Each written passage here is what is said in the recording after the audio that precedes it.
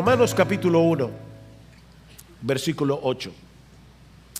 Dice Pablo: en primer lugar doy gracias a mi Dios por medio de Jesucristo por todos vosotros, porque por todo el mundo se habla de vuestra fe.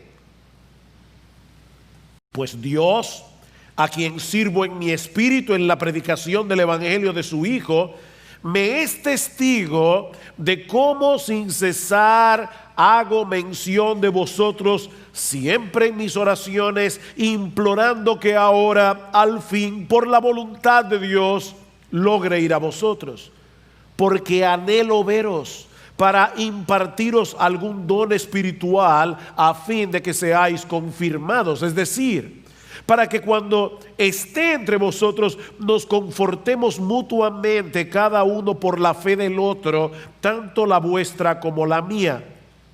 Y no quiero que ignoréis, hermanos, que con frecuencia he hecho planes para ir a visitaros y hasta ahora me he visto impedido, a fin de obtener algún fruto también entre vosotros, así como entre los demás gentiles. Tengo obligación tanto para con los griegos como para con los bárbaros, para con los sabios como para con los ignorantes.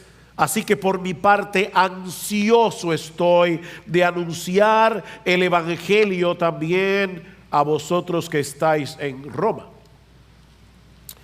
Si hay algo que es evidente en la vida del apóstol Pablo, es su pasión por Cristo y por su iglesia.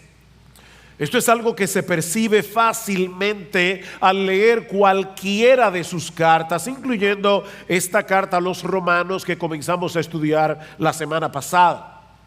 Pablo deseaba profundamente visitar esta iglesia, pero hasta el momento no había podido hacerlo, y es precisamente por esa razón que les escribe esta carta.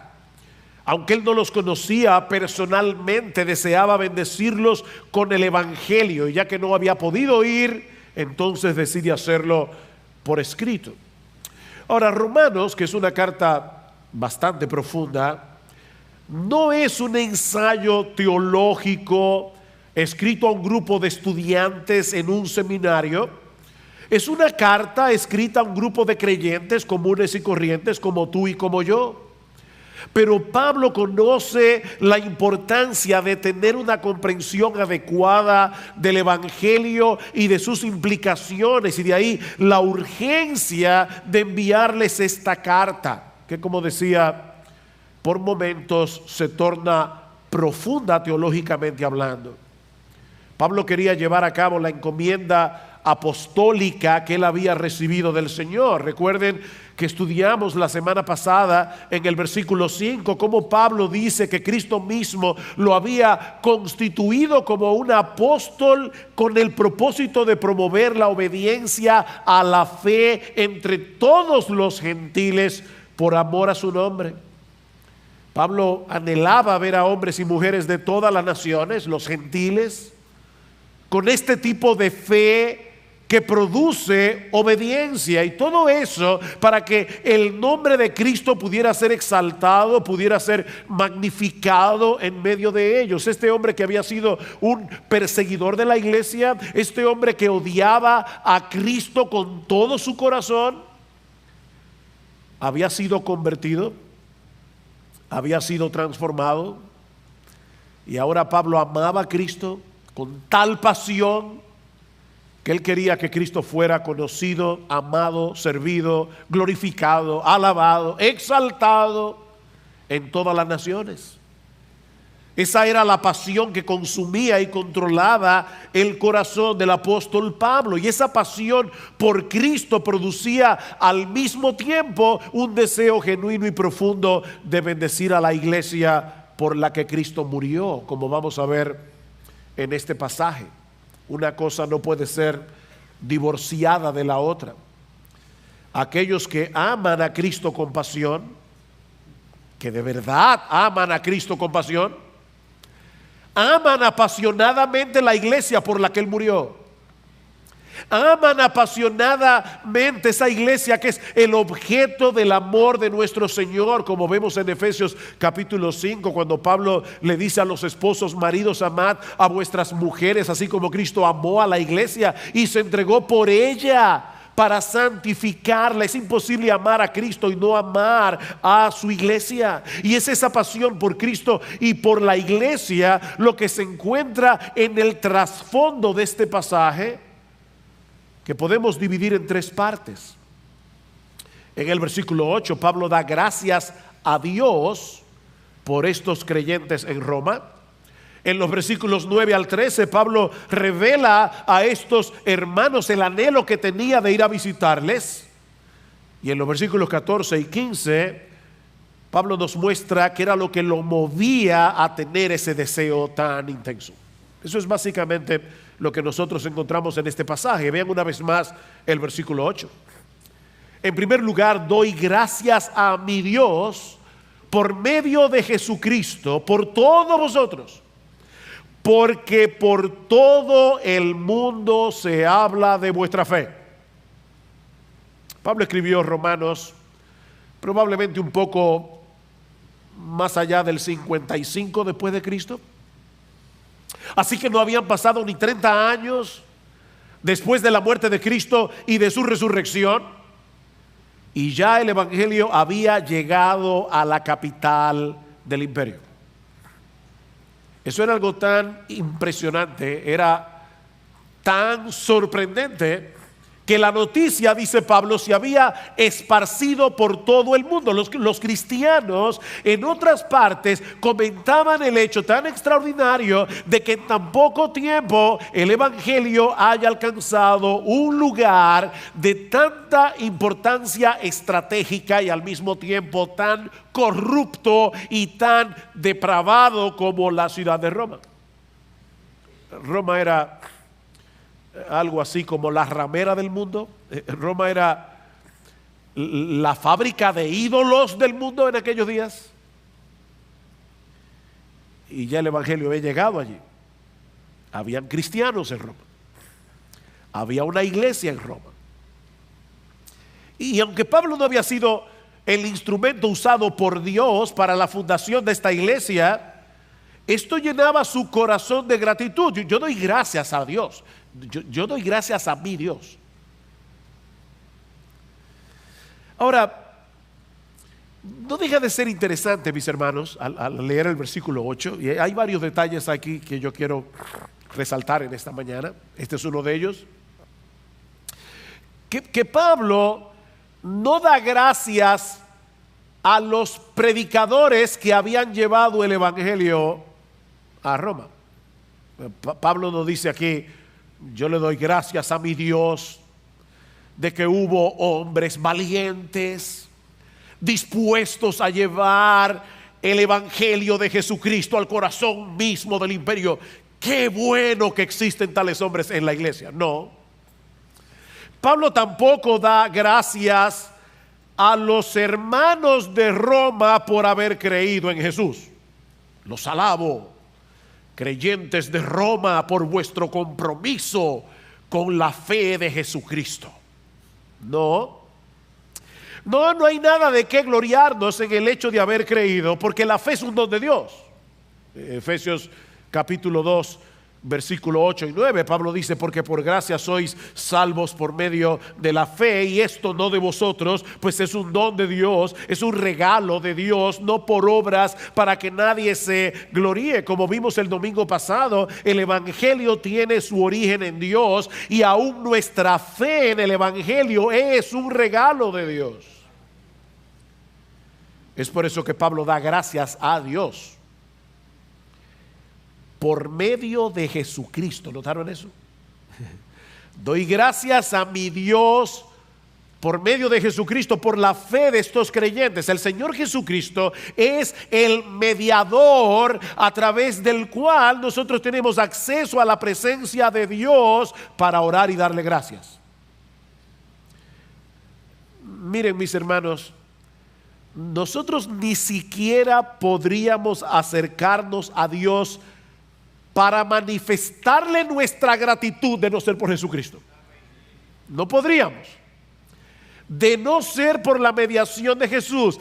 Él es el que hace posible que podamos acercarnos al trono de la gracia al habernos reconciliado con el Padre por medio de su muerte en la cruz. Hay un solo Dios y hay un solo mediador, mi amigo. Eso es lo que dice la Biblia. No hay 10 mediadores, no es Jesús y María, es Jesús y solo Jesús. Hay un solo Dios.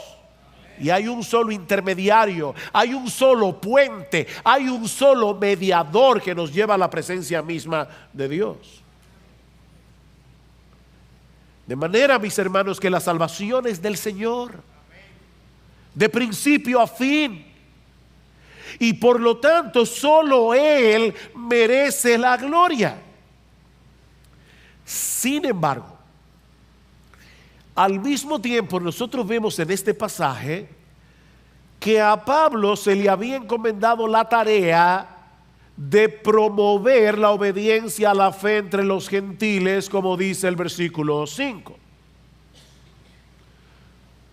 Doy gracias a Dios porque les ha dado la fe, pero yo tengo que ir a predicarles el evangelio.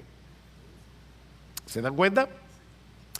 Y eso nos introduce, mis amados hermanos, amigos que están aquí en esta mañana, a uno de los grandes misterios de la fe cristiana y de hecho a uno de los grandes temas de la carta a los romanos: la relación entre la soberanía de Dios y la responsabilidad del hombre. Es Dios el que da la gracia de la fe y del arrepentimiento, pero es el hombre el que se arrepiente y cree. Nosotros no somos títeres de Dios, nosotros no somos robots preprogramados para creer. Nosotros, en un acto libre de nuestra voluntad, en un momento dado, nos arrepentimos de nuestros pecados y creímos en el Señor. Porque el Dios soberano había determinado desde antes de la fundación del mundo que nos íbamos a arrepentir y creer. Y Cristo en la cruz del Calvario compró para nosotros arrepentimiento y fe. Pero no solo eso. Es Dios el que obra soberanamente en el corazón del pecador, pero Él lo hace a través de la predicación del Evangelio. Noten el versículo 9 que vamos a ver en un momento, todavía no hemos llegado ahí, pero Pablo dice: pues Dios, a quien sirvo en mi espíritu, y esta frase puede traducirse también como la Nueva Versión Internacional, a quien sirvo con todo mi corazón en la predicación del Evangelio de su Hijo. Dios es el que obra, pero Él obra a través de medios. De manera que nadie se va a salvar sin la predicación del Evangelio. Porque a Dios le ha placido salvar a los creyentes por la locura de la predicación. Eso es lo mismo que vemos más adelante en Romanos capítulo 6, versículo 17. Pablo había estado hablando acerca de que nosotros, antes de venir a Cristo, éramos esclavos del pecado. Pero gracias a Dios, otra vez, que aunque erais esclavos del pecado, habéis obedecido de corazón a aquella forma de doctrina a la cual fuisteis entregados. ¿Se dan cuenta? Hubo una forma de doctrina, hubo una doctrina en la que ellos creyeron y alguien les llevó esa doctrina. Alguien les predicó estas doctrinas preciosas del Evangelio. Y ahora Pablo dice: yo doy gracias a Dios que aunque erais esclavos del pecado, habéis obedecido de corazón aquella forma de doctrina a la cual fuisteis entregados, y libertados del pecado vinisteis a ser siervos de la justicia. Dios es soberano, el hombre es responsable. Esta es una tensión que encontramos a través de toda la Escritura y que ninguna mente finita como la tuya y la mía es capaz de entender plenamente. No es que no podemos entender nada, Por eso decimos que esto es un misterio, no un enigma. Un enigma es una pared infranqueable, no se puede penetrar. Un misterio es un océano sin fondo. Tú te puedes tirar y de acuerdo a tus pulmones intelectuales y espirituales vas a llegar hasta cierta profundidad, pero siempre, no importa qué tan profundo tú seas, siempre va a haber debajo de tus pies un océano infinito al que nunca vas a llegar. Así que aquí tenemos una tensión que ninguna mente finita es capaz de entender plenamente o de explicar de una manera completamente satisfactoria. Dios es soberano, el hombre es responsable. Y mis hermanos, créanme, no es exagerado decir que muchos de los errores, muchas de las herejías que han surgido a lo largo de los siglos en la historia de la iglesia han tenido su origen en el intento de eliminar esta tensión. ¿Y cómo lo han hecho? Bueno, algunos lo hacen debilitando la soberanía de Dios, dejando la salvación en última instancia en manos del pecador, como lo hace el arminianismo y el catolicismo romano. Otros lo hacen debilitando la responsabilidad humana a favor de la soberanía de Dios, como es el caso de los hipercalvinistas. Pero lo cierto es, mis amados hermanos, que la Biblia da por sentado estos dos lados de la moneda actuando al mismo tiempo, actuando en el mismo evento, no al mismo tiempo. La soberanía de Dios siempre va primero, porque es la soberanía de Dios, pero siempre actuando en el mismo evento, como vemos claramente en la siguiente sección de la carta, versículo 9. Pues Dios, a quien sirvo en mi espíritu en la predicación del evangelio de su Hijo, me es testigo de cómo sin cesar hago mención de vosotros siempre en mis oraciones, implorando que ahora al fin por la voluntad de Dios logre ir a vosotros. Pablo pone a Dios de testigo de que sin cesar él oraba por estos hermanos y que él le pedía a Dios en oración: por favor, Señor, en tu santa y perfecta voluntad, concédeme el anhelo de mi corazón, déjame ir a Roma, déjame ir a Roma. Pablo quería ir a Roma, vean el versículo 11, porque anhelo veros. Versículo 13, no quiero que ignoréis, hermanos, que con frecuencia he hecho planes para ir a visitarlos. Versículo 15, así que por mi parte ansioso estoy de anunciarles el evangelio. ¿Ven el punto? Pablo quería ir a Roma y él le oraba a Dios: por favor, Señor, déjame ir a Roma. Pero al mismo tiempo él se sentaba a planificar cómo llevar a cabo este proyecto. ¿Ven el versículo 13?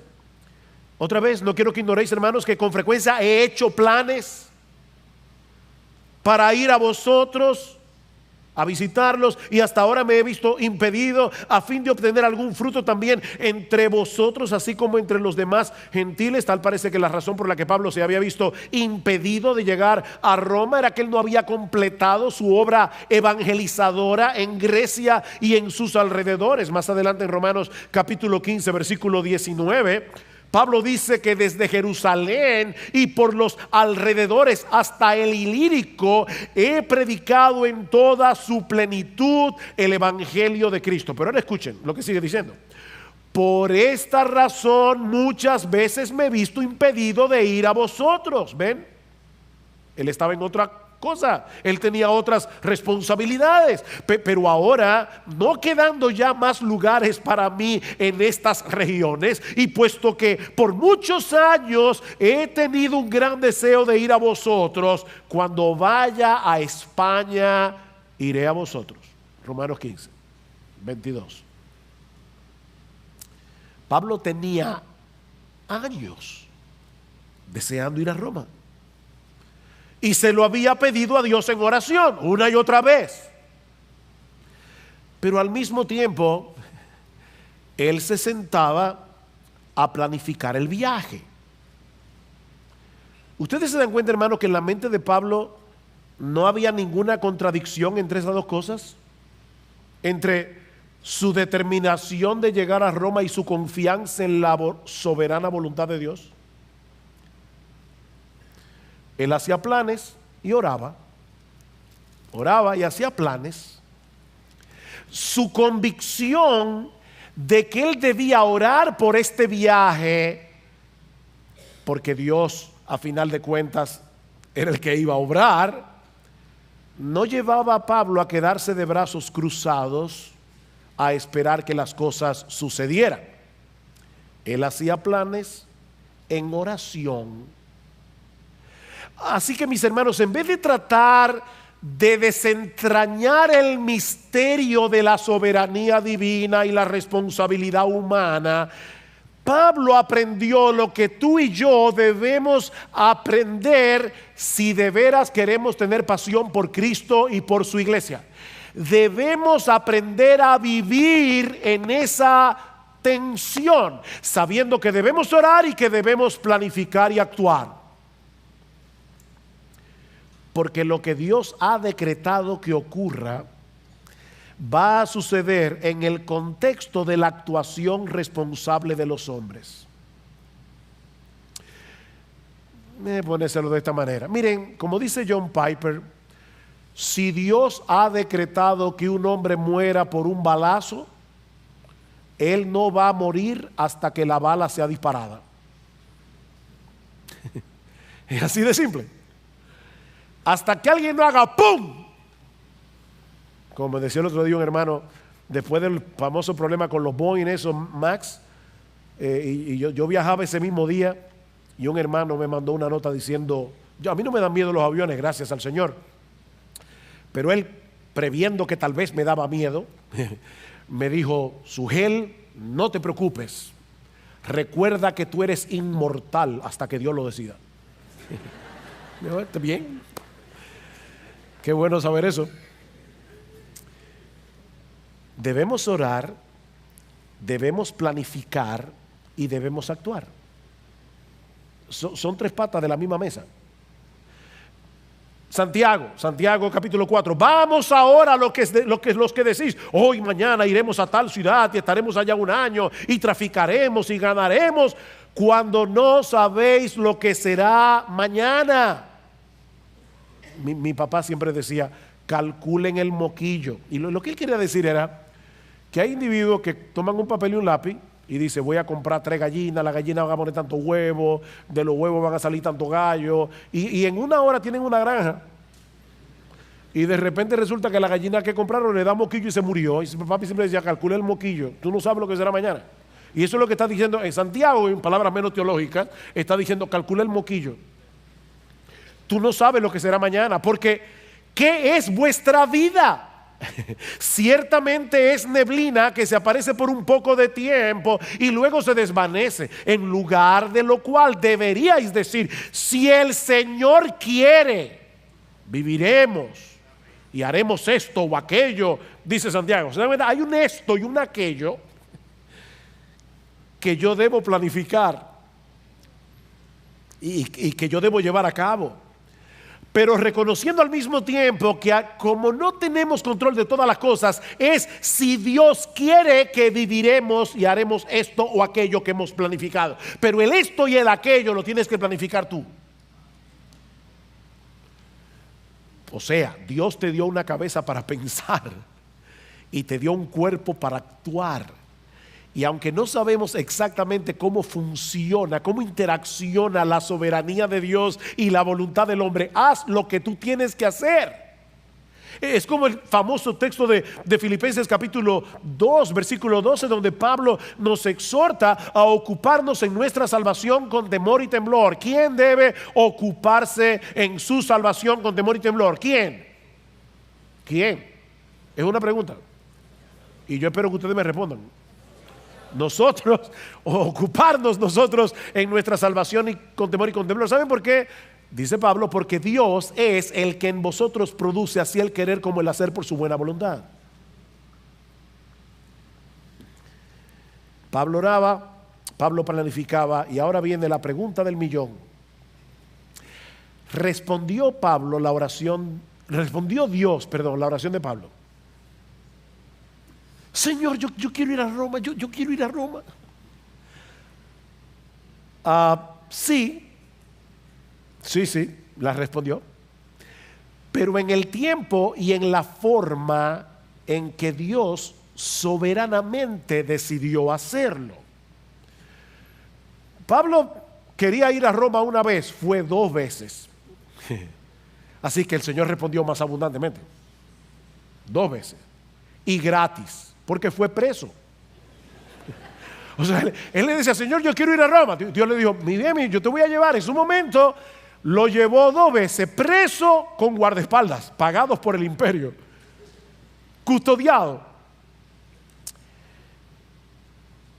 Yo me imagino que Pablo nunca pensó que Dios iba a responder su oración de esa manera. Pero él sabía lo que tú y yo tenemos que saber, y es que Dios es más sabio que tú y que yo. Tú ora, deja que Dios responda como Él quiera y cuando Él quiera. Porque, mis hermanos, ¿qué habría sucedido? Escuchen esta pregunta importante. ¿Qué habría sucedido si Dios hubiera respondido la oración de Pablo tan pronto la hizo la primera vez? ¿Saben qué hubiera sucedido? Que no tendríamos la carta a los romanos. La razón por la que Pablo tuvo que escribir la carta a los romanos es porque Dios se dilató en responder su oración. Así que hoy estamos estudiando la carta a los romanos porque Dios no quiso responderle a Pablo su oración inmediatamente. ¡Qué bendición! ¡Qué bueno que Dios no le dijo que sí a Pablo de una vez! Porque de lo contrario no tendríamos esta bendición en nuestras manos. ¿Ustedes se dan cuenta? Mi hermano querido, tú que estás orando por algo que no ha llegado, tranquilo, sigue orando, pero sigue esperando en la buena voluntad de Dios.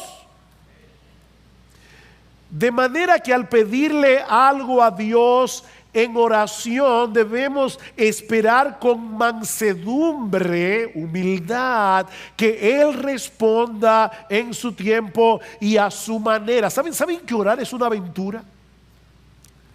Es una aventura porque uno nunca sabe la forma tan creativa en la que Dios va a responder nuestra oración.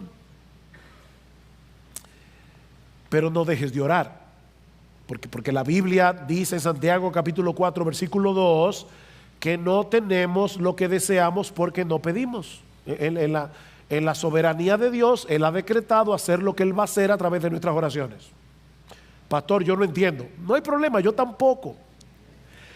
Pero obedece. Que Dios dice en su palabra, tú no tienes lo que quieres porque no lo pides. Así de sencillo. Pero tampoco dejes de planificar y de actuar, porque la Biblia también dice en Proverbios capítulo 20 versículo 18 que los proyectos con consejo se preparan y con dirección sabia se hace la guerra. Y en Proverbios capítulo 13 versículo 4 dice que los perezosos desean muchas cosas pero no alcanzan nada. Yo quisiera hacer esto y lo otro y lo demás allá. El perezoso no ha perdido la capacidad de desear cosas y hay proyectos, pero no logra nada porque es un perezoso. Ahora, ¿qué era lo que Pablo quería hacer en Roma? Esa es otra pregunta. ¿Por qué esa insistencia en ir a Roma? Pastor, para ver el Coliseo. No. De hecho, el Coliseo ni existía. El Coliseo lo comenzaron a construir en el año 71 después de Cristo por Vespasiano. O sea, ya Pablo estaba muerto cuando empezaron a construir el Coliseo romano. No era para visitar el Coliseo. No era por las razones por las que muchos turistas quisiéramos ir a Roma en el día de hoy. Versículo 11. Porque anhelo veros para impartiros algún don espiritual a fin de que seáis confirmados, fortalecidos en vuestra fe, es decir, para que cuando esté entre vosotros nos confortemos mutuamente cada uno por la fe del otro, tanto la vuestra como la mía. Y no quiero que ignoréis, hermanos, que con frecuencia he hecho planes para ir a visitarlos y hasta ahora me he visto impedido, a fin de obtener algún fruto también entre vosotros, así como entre los demás gentiles. Hay tres propósitos en la mente de Pablo: fortalecerlos en su fe a través del uso de los dones que el Señor le había dado, versículo 11, ser mutuamente confortados en la comunión cristiana, versículo 12, y cosechar algún fruto de salvación a través de la predicación del Evangelio, versículo 13. Ahora, no olviden que Pablo no conocía a la mayoría de estos creyentes. El afán de ir a visitarlos no es porque eran amigos íntimos, es simplemente porque eran sus hermanos en la fe.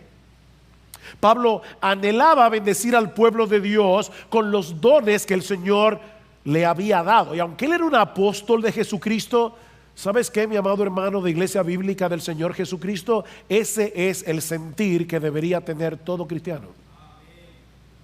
Todo cristiano. Déjame hacerte una pregunta. Y por favor, sé honesto en tu propia conciencia. Hoy en la mañana, tú te estabas preparando para venir a la iglesia. ¿Te pasó por la cabeza la idea de que tal vez hay alguien en este cuerpo local de creyentes que necesita de ti?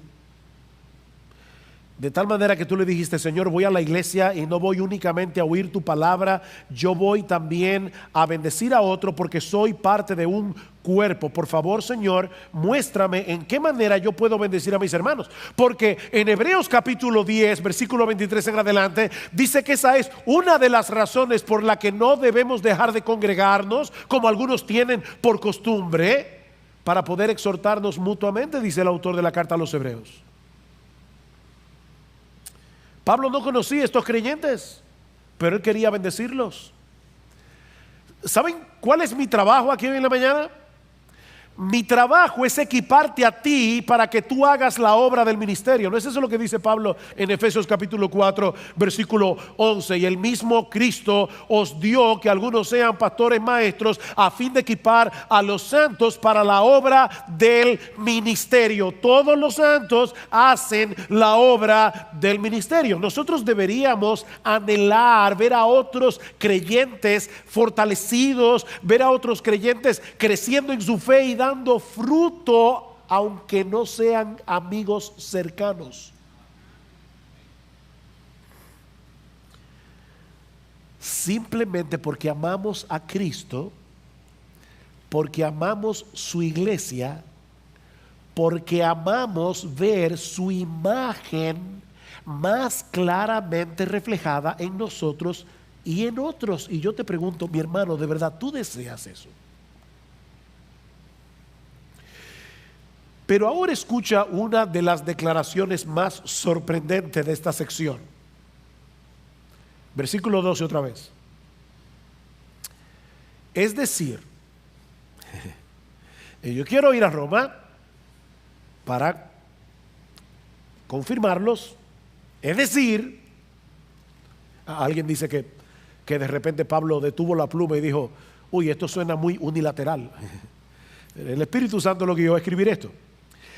Para que cuando esté entre vosotros nos confortemos mutuamente, cada uno por la fe del otro, tanto la vuestra como la mía. ¿No te sorprende eso? el gran apóstol Pablo, que escribió 13 de las 27 cartas del Nuevo Testamento, que recibía revelaciones directas de Jesucristo como un apóstol que él era de Cristo, ahora está diciendo: mi intención de ir a Roma no es unilateral. Yo quiero ser animado por vosotros. Yo necesito ser edificado por vosotros. ¿Ven? Él no quería que los hermanos en Roma lo vieran como el super apóstol Pablo, que no necesitaba de nada ni de nadie, porque Jesucristo le suplía directamente todo el combustible que él necesitaba desde el cielo. ¡Pum! A él solo.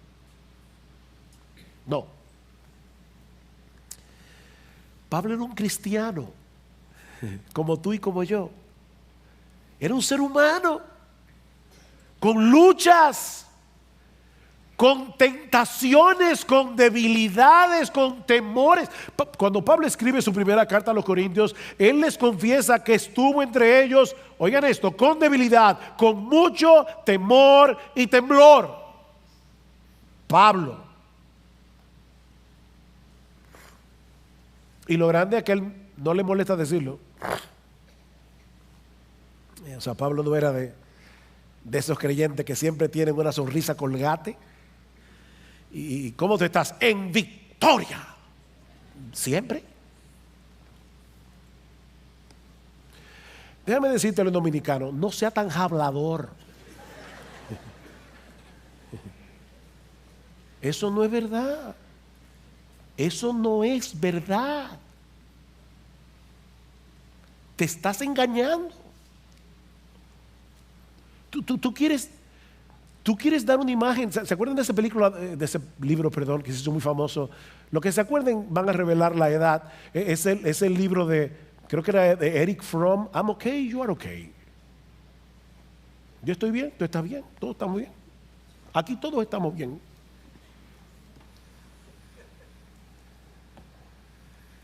Miren, mis hermanos, no pongan a los pastores en la lista de los superhéroes de Marvel.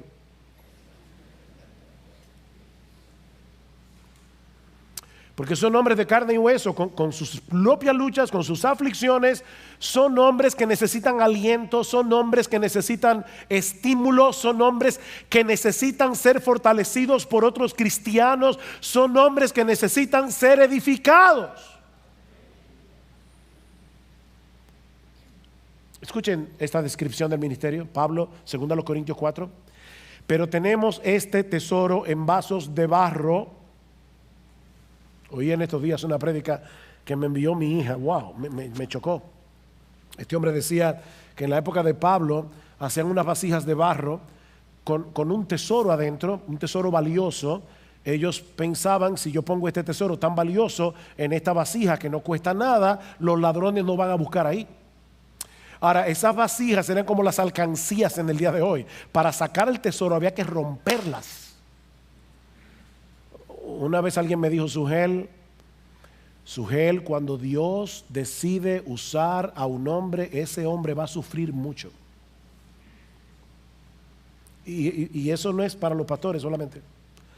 Es que la vasija tiene que ser rota para que el tesoro pueda salir. Y Pablo está diciendo: nosotros tenemos un tesoro en vasos de barro. ¿Saben para qué? Para que la excelencia del poder sea de Dios y no de nosotros, que estamos atribulados en todo, mas no angustiados, en apuros, mas no desesperados, perseguidos, mas no desamparados, derribados, pero no destruidos.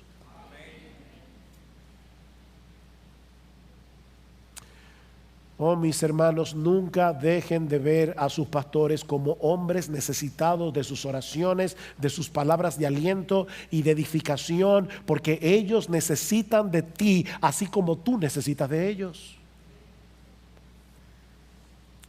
Pablo anhelaba llegar a Roma para bendecir a estos creyentes y para ser bendecidos por ellos.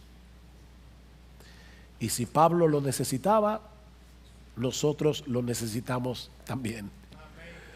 Esa es la perspectiva que todo creyente debe de tener de sí mismo y de la iglesia. Mis hermanos, nadie aquí es autosuficiente para vivir su vida cristiana aislados de los demás. La razón por la que Cristo te puso en una iglesia es para que puedas bendecir a otros, mientras los otros son de bendición para ti. Pero si te aíslas de los demás, eso no va a suceder. Tú debes tomar la determinación de conectarte con este cuerpo lo más que tú puedas, o de lo contrario te vas a estancar en tu vida cristiana y perderás el privilegio, el enorme privilegio de bendecir a otros. ¿Saben por qué el mar muerto está muerto? Hay varias razones ecológicas, geológicas, que no vienen al caso, pero una de las razones por la que el mar muerto está muerto es porque el agua del Jordán muere allí. El agua solo entra pero no sale para ningún sitio, y eso aumenta la salinidad del mar. Ahí no hay vida. En el mar de Galilea o el lago de Genesaret, porque es un lago de agua dulce, el agua del Jordán entra por el norte y sale por el sur, y es un mar lleno de vida. ¿A cuál de esos dos mares te pareces tú?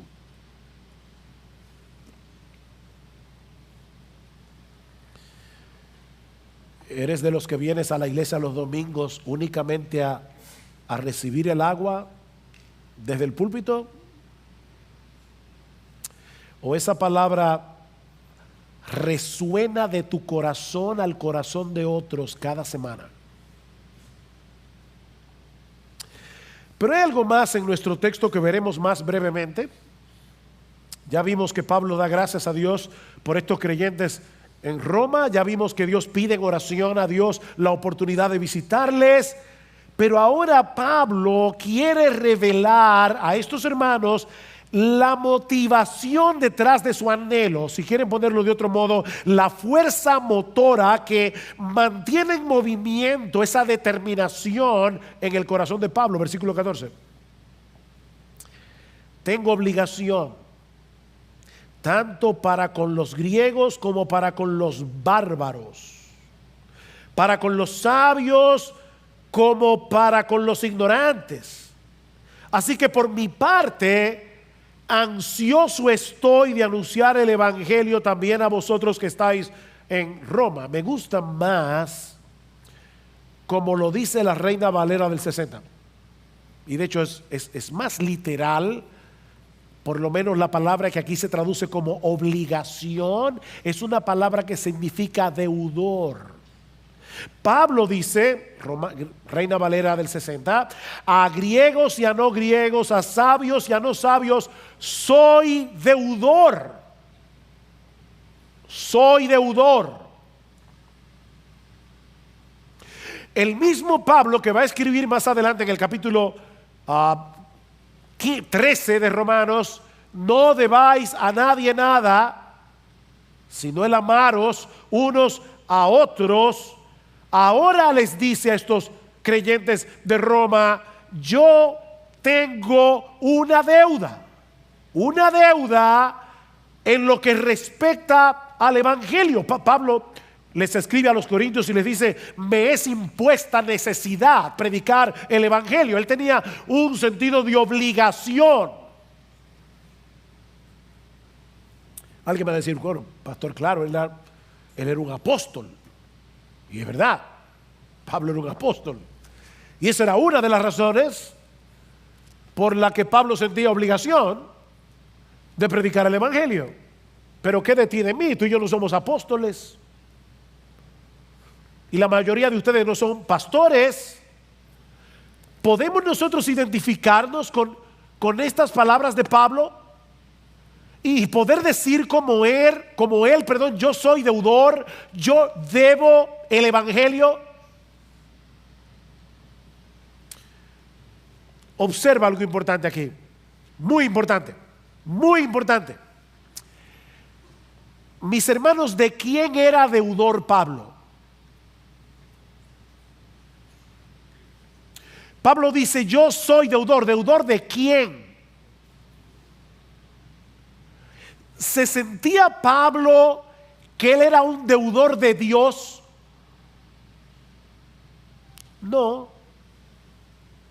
No, porque el evangelio es un don de gracia. Ve, en el versículo 5 Pablo dice, por medio de quien hemos recibido la gracia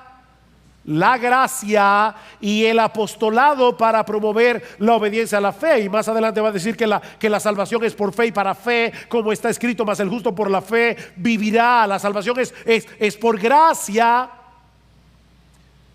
Y la gracia es un don que Dios nos da gratuitamente. Nosotros teníamos una deuda con Dios por causa de nuestros pecados, pero esa deuda fue cancelada.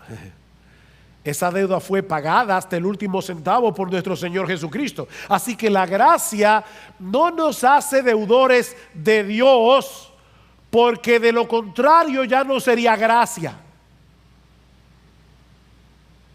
No, Pablo era deudor de los griegos y de los bárbaros.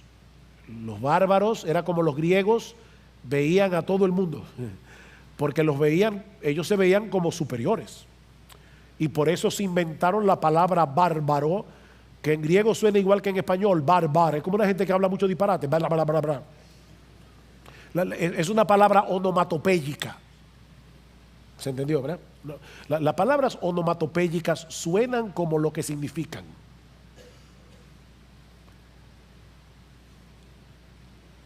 Bárbaros. Suena, ¿verdad? ¿Verdad? Bueno, eso es lo que significa la palabra. Y Pablo dice, yo me siento deudor de todo el mundo, de los griegos sofisticados, que amaban la filosofía, y de los bárbaros.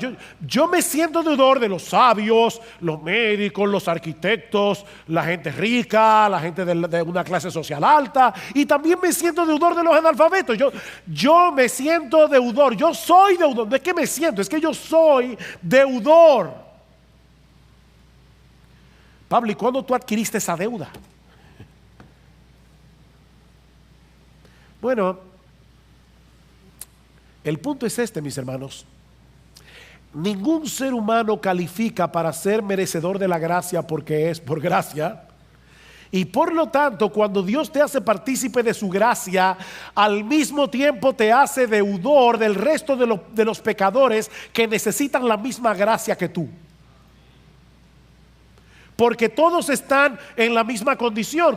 Cuando tú te ves a ti mismo como un miserable pecador que solo merece la condenación del infierno, y llegas a entender que Dios te miró con ojos de misericordia, tuvo compasión de ti por ninguna razón que no fuera su pura gracia, ¿acaso no debería eso moverte a ti a dar de gracia lo que de gracia recibiste? Como dice Jesús en Mateo capítulo 10 versículo 8. Dad de gracia lo que recibisteis de gracia, o como dice otra versión, den gratuitamente lo que recibieron gratuitamente. Pero si ahora, porque tú eres cristiano, te sientes superior a los demás, estos impíos, ¿y tú qué eras? O sea, de verdad ahora tú estás allí parado en tu pedestal viendo a los pobres pecadores que van caminando. ¿Tú te sientes así? Tú no entiendes la gracia entonces. ¿Tú no has entendido el evangelio? ¿Tú no has entendido nada? Si tú te guardas esa gracia para ti solo, sabiendo que hay otros a tu lado tan necesitados de esa gracia como lo estabas tú cuando estabas perdido y camino a una condenación eterna, ahora tú conoces el mensaje de salvación. Ahora tú sabes que hay salvación en Cristo. Ahora tú sabes que hay perdón en Cristo para todo aquel que cree. Ahora tú sabes que Dios ofrece en el evangelio vida eterna hasta el peor de los pecadores.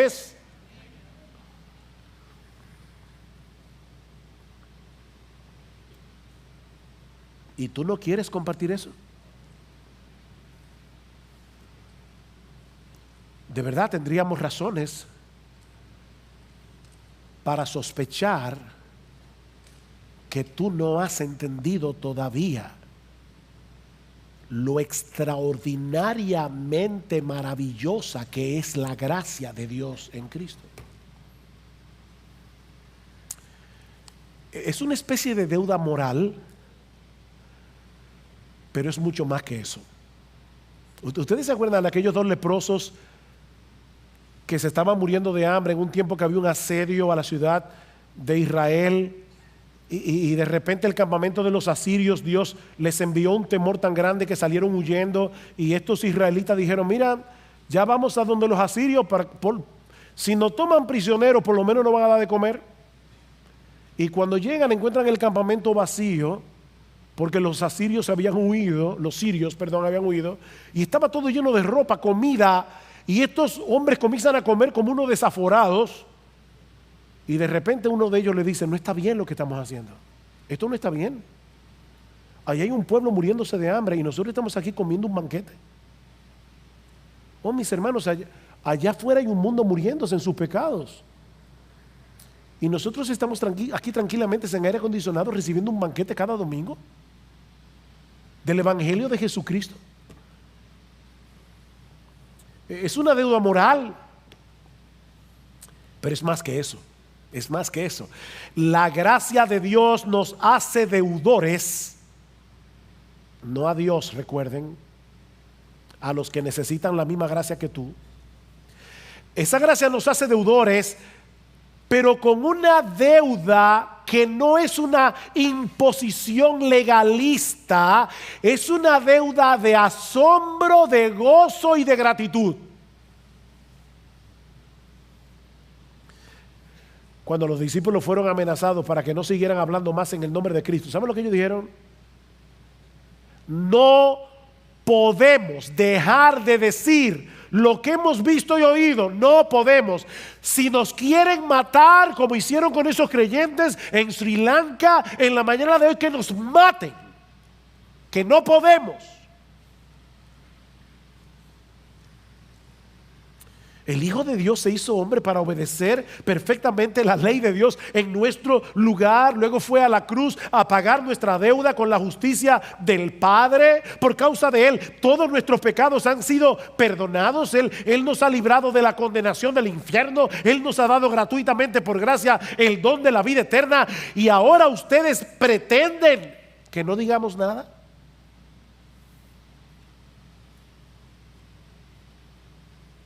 Versículo 15.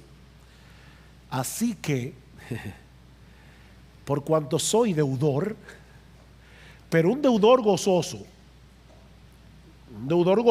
el que tiene deuda no puede dormir, porque está aplastado por la deuda. No es ese tipo de deuda, esta es una deuda gozosa.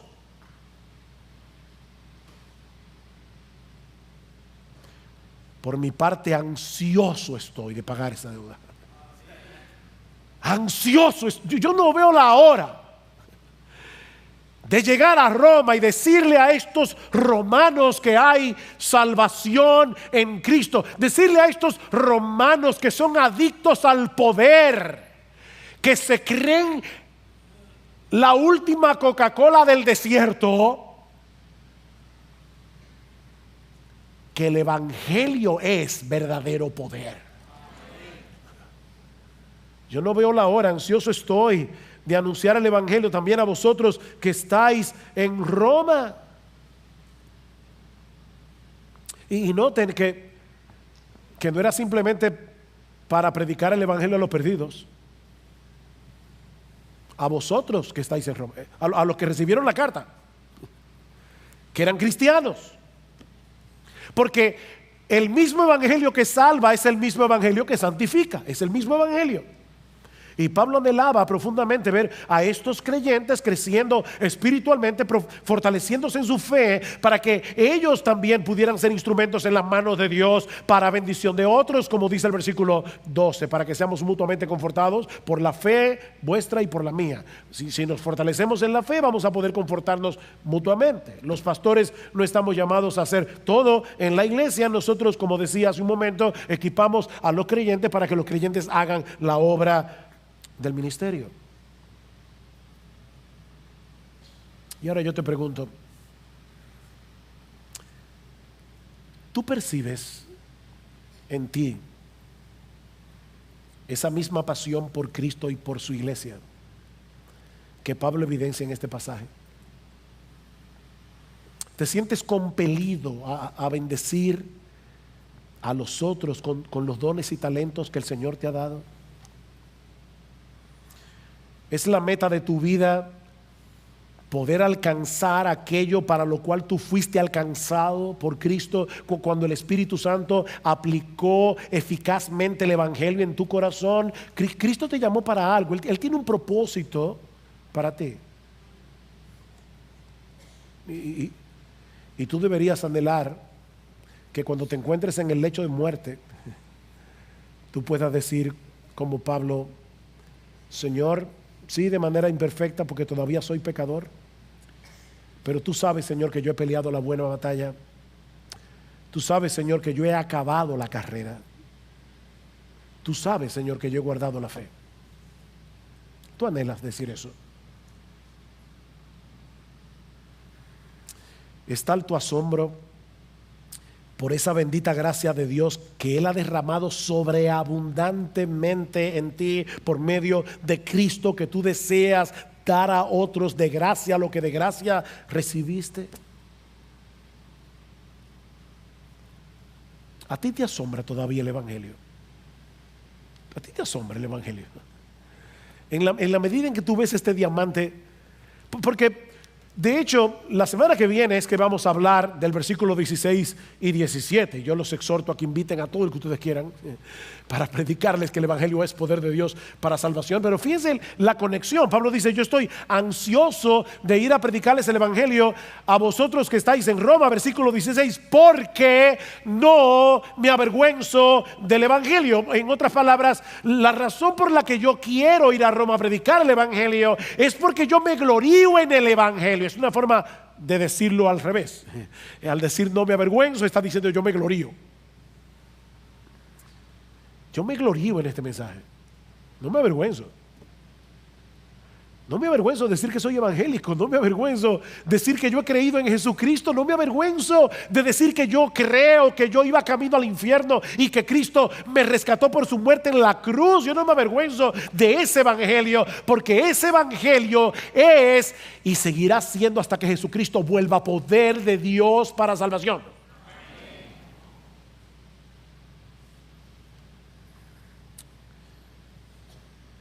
Una vez alguien me dijo, hace mucho de eso: Sugel, últimamente te estás repitiendo mucho en el púlpito.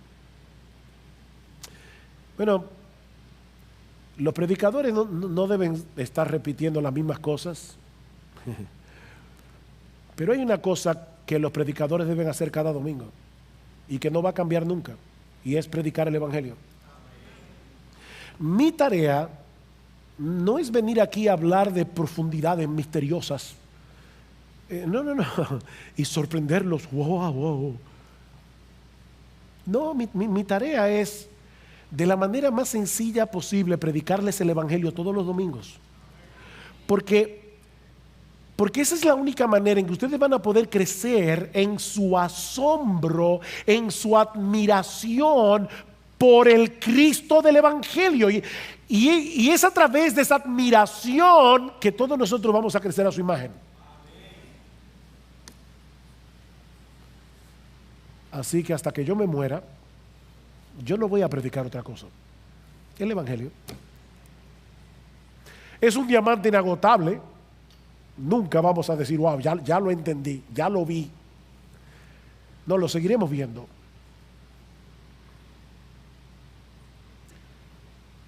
Pero es la única forma, predicando el Evangelio, que nosotros vemos a Cristo glorioso. Y cuando vemos a Cristo glorioso, somos transformados de gloria en gloria en la misma imagen, como por el Espíritu del Señor. Y si tú estás aquí sin Cristo en esta mañana, mi amigo, el anhelo de nuestro corazón es que tú también seas alcanzado con esa bendita gracia en esta misma hora. De tal manera que tú vengas a Cristo en arrepentimiento y fe, ahora pidiéndole que tenga misericordia de ti. Mi amigo, las puertas de la salvación todavía están abiertas de par en par para todo el que se acoja por la fe a la gracia de Dios en Cristo. No desprecies ese regalo que Dios te está ofreciendo hoy en el Evangelio. ¿Sabes por qué?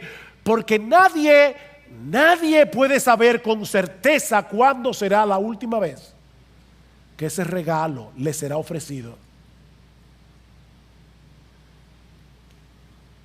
El tiempo es ahora, mi amigo, no mañana. Es ahora, porque mañana puede ser muy tarde para ti.